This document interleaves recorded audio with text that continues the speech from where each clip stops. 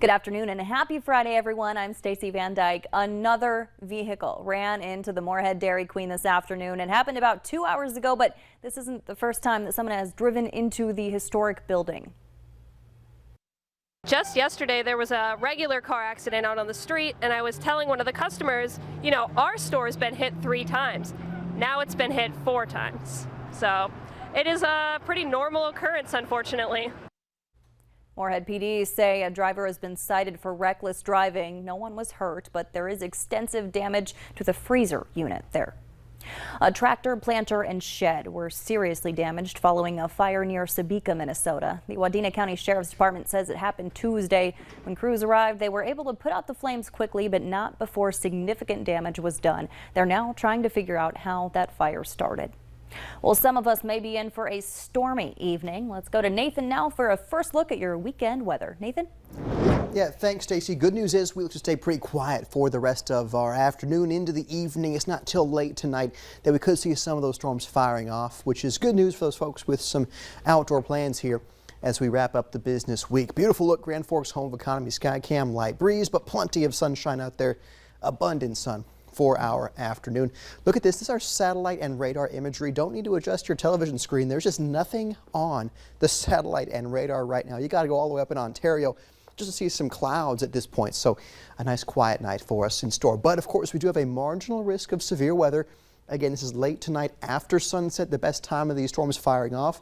That deeper green you see is that marginal risk, level 1 out of 5 on that severe weather at risk scale. So this is where we could see a few isolated severe storms. At this point, winds gusting up to 60 miles per hour, hail up to 1 inch in diameter are the main concerns for us. A very low tornado threat, basically zero tornado threat here with this type of system that we're tracking here for you this evening.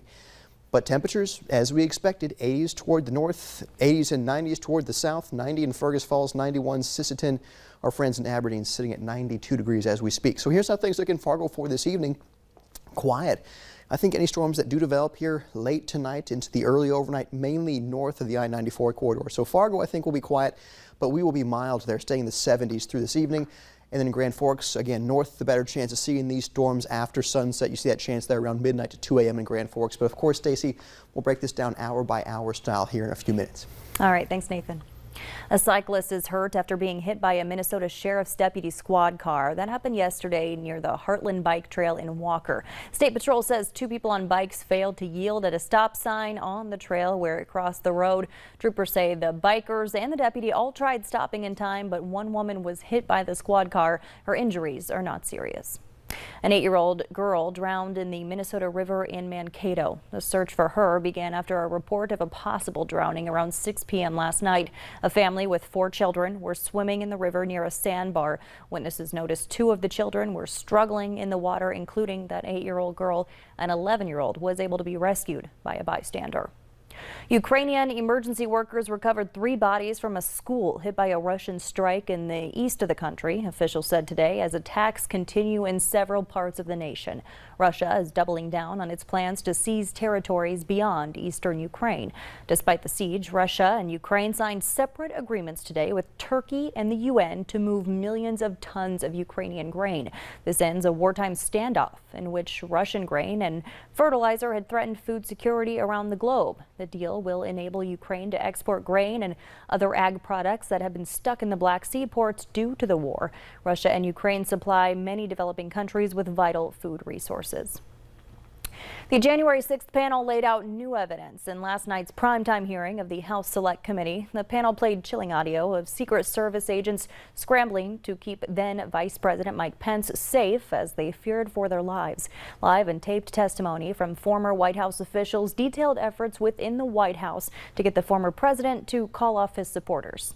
That was pretty clear. There needed to be an immediate and forceful response statement, public statement that people need to leave the Capitol now. Did you ever hear the the president No. ask for the National Guard? The committee also played never-before-seen outtakes of the former president's messages later that day when he finally urged supporters to go home, while at the same time amplifying false claims of election fraud. The committee says it continues to receive new information and it'll hold more hearings in September. Former President Trump slammed the House Select Committee on social media Thursday night, calling its investigation a fake case and a scam. A jury in Washington, D.C. took less than 3 hours to come to a decision today in former Trump aide Steve Bannon's criminal contempt trial. Bannon was found guilty of 2 counts of contempt of Congress after he refused to comply with congressional subpoenas to testify before the January 6th committee. His lawyers say he did so on advice of previous attorneys claiming executive privilege, even though he didn't work at the White House at the time. The judge in the case rejected the executive privilege claims even before the trial began. As a result, Bannon's lawyers called no witnesses and produced no evidence in his defense.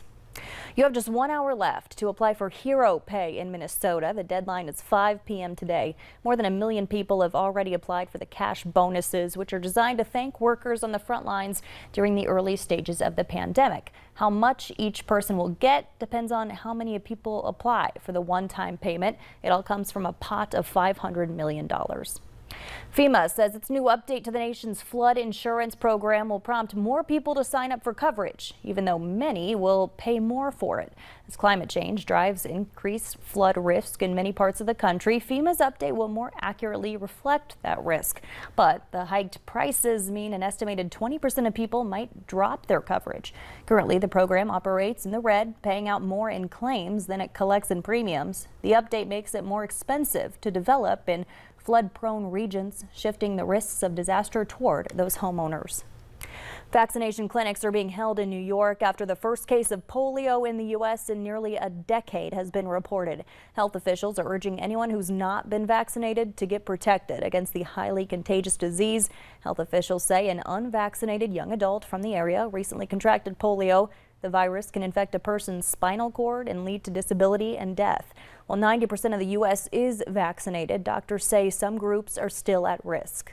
We have communities scattered across the country that are under-vaccinated, and these diseases continue to exist in other parts of the world. That patient in New York developed paralysis. The State Department of Health and the CDC confirmed the virus was transmitted from a person who received the oral polio vaccine that's used in other countries. The oral vaccine is no longer used in the U.S.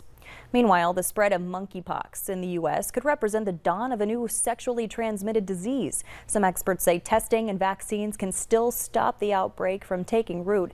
So far, more than 2,000 U.S. cases have been reported as part of the international outbreak that emerged 2 months ago. Health officials aren't sure how fast the virus has spread, as many people, they say, may be infected and not know it. Monkeypox is an endemic in parts of Africa. Tonight's Mega Millions jackpot is now at $660 million. That's one of the biggest grand prizes ever. Trinity Chavez reports from New York, where she spoke with several people who are trying their luck. Good luck. A steady stream of New Yorkers bought Mega Millions tickets Friday, hoping to become mega rich. You have to be in it to win, and this is the one. They say you can't win when you don't play. The jackpot has soared to an estimated $660 million. That's because as long as there's no winner, the pot keeps growing, and there hasn't been a winner in 3 months. Everybody like mega, mega, mega. This clerk says he's been busy selling thousands of tickets. $660 million. Lot of money. And a lot of people buy that, you know. This is the 9th largest lottery jackpot in U.S. history, and the Mega Millions' 3rd largest. 45 states and Washington, D.C. participate. Do you have any idea on the first thing you would do if you were to win? I would sit down and think first and have some advice from the financial advisors. But the odds of winning are beyond small. One in more than 302 million. Don't do it. Yeah, I mean, 1 in 300 million, you've got a better chance of probably being struck by lightning. In fact, you're much more likely to be struck by lightning. Those odds are 1 in about 15,000. Still, many can't resist the chance to get rich quick. Trinity Chavez, CBS News, New York. Now that $660 million prize is for the annuity option paid out over 30 years. Most players choose the lump sum cash payment, which comes out to a little more than half that jackpot pre-tax. We'll bring you the winning numbers tonight at 10.